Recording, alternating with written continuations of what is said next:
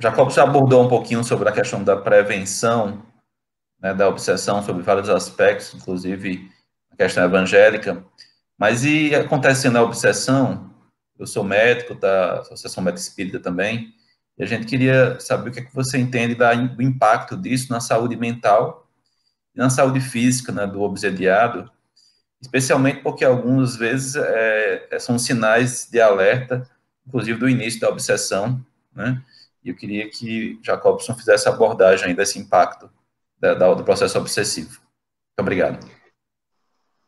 Muito obrigado. A pergunta é bastante pertinente e nós vamos respondê-la com base na fala de um médico também, Dr. Dias da Cruz, que foi presidente da Federação Espírita Brasileira e, através da mediunidade de Francisco Cândido Xavier, enviou importantes informações acerca da ação do obsessor em sede orgânica, ou as consequências da obsessão para a saúde física e psíquica. A obsessão é um fenômeno, como Allan Kardec explica, em que uma mente passa a dominar outra mente. A base da obsessão é um domínio psíquico.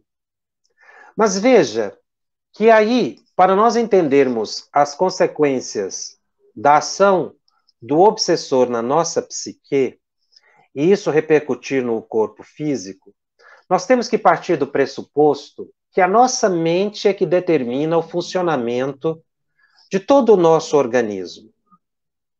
A medicina psicossomática tem mostrado que a nossa mente é capaz de atuar sobre o chamado sistema simpático e parasimpático. Que esses sistemas, tidos até há pouco tempo como sistemas autônomos, que não sofriam a influência da nossa psique, são hoje pesquisados. Essa possibilidade de interferência ela já é admitida. Inclusive, nós tivemos recentemente a publicação da Sociedade Brasileira de Cardiologia sugerindo que os profissionais incluíssem na sua anamnese a opção religiosa do indivíduo e que o indivíduo fosse estimulado a seguir a sua prática religiosa, a sua praxis, estimulando a fé, porque já perceberam que o indivíduo que ora, aquele que detém fé, aquele que tem um pensamento positivo, ou como Daniel Goleman coloca no livro Inteligência Emocional, aquele que tem fé na vida futura, ele é capaz de estabelecer um estado de harmonia psíquica que interfere imensamente nos sistemas fisiológicos, no sistema cardiovascular, sobretudo. A meditação é capaz de estabelecer uma harmonia em todo o sistema, equilibrando até mesmo a pressão arterial. O sistema imunológico, o feedback das glândulas endócrinas são influenciados pela nossa psique. E se a mente ela se harmoniza, todo o organismo também se harmoniza. As nossas células são individualidades, mas elas funcionam a partir do nosso comando físico. A nossa mente ela é capaz de interferir na mitose, na divisão celular, estabelecendo uma tumoração, se nós ficarmos em estágios depressivos, mas também é capaz de dar um comando positivo e fazer com que as nossas células passem a funcionar de forma harmoniosa e aí estabelecendo a saúde.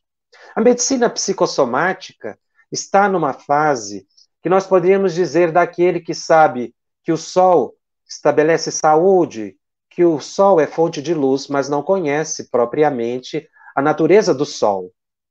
Então, a psicossomática, ela considera a psique. Mas nós espíritas sabemos que, na verdade, quem pensa é a alma. A alma é que determina a formação do corpo, criando o molde perispiritual que mais tarde causará a base para que os nossos genes formem o nosso corpo. Então, o nosso corpo é o reflexo da nossa mente, assim como o nosso perispírito é o reflexo da nossa mente. No perispírito, nós temos todos os órgãos que temos no corpo físico. Qual é a ação do obsessor nesse sistema, que não é um sistema fechado, é um sistema aberto? O obsessor, ele atuando na nossa mente, ele nos induz a psicossomatizar. O obsessor, segundo Dias da Cruz, não estabelece em nós diretamente a enfermidade, mas ele desequilibra a nossa mente.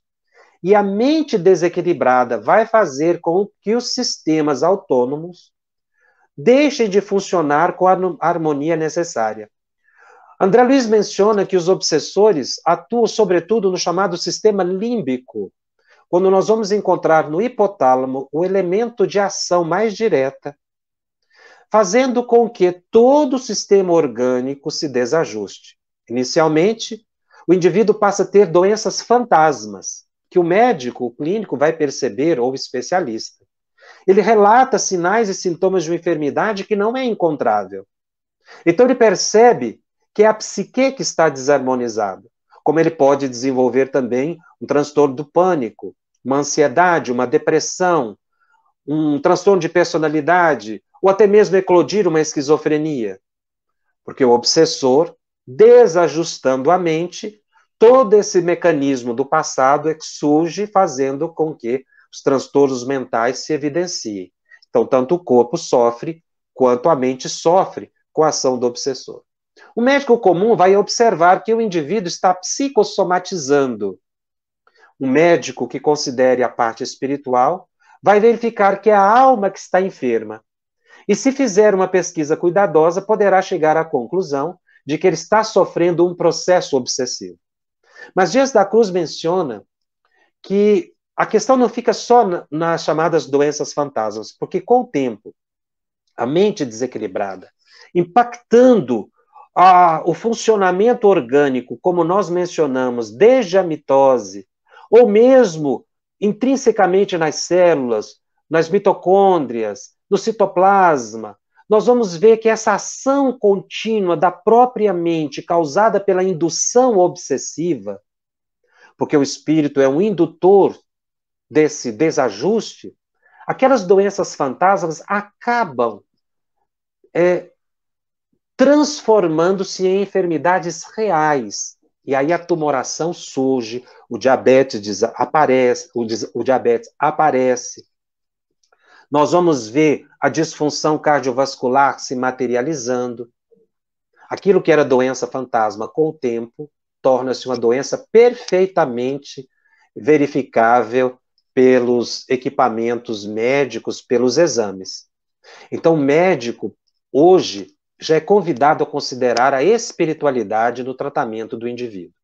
Dia chegará em que, considerando o espírito, nós vamos cogitar também da ação dos obsessores, como um dos elementos, não é, dentro do conceito multifatorial de enfermidade, que podem levar o indivíduo à enfermidade. Um agente externo, verdadeiro alérgeno, poderíamos dizer assim, causador de toda uma reação orgânica capaz de causar graves perturbações físicas, inclusive levar o indivíduo à desencarnação.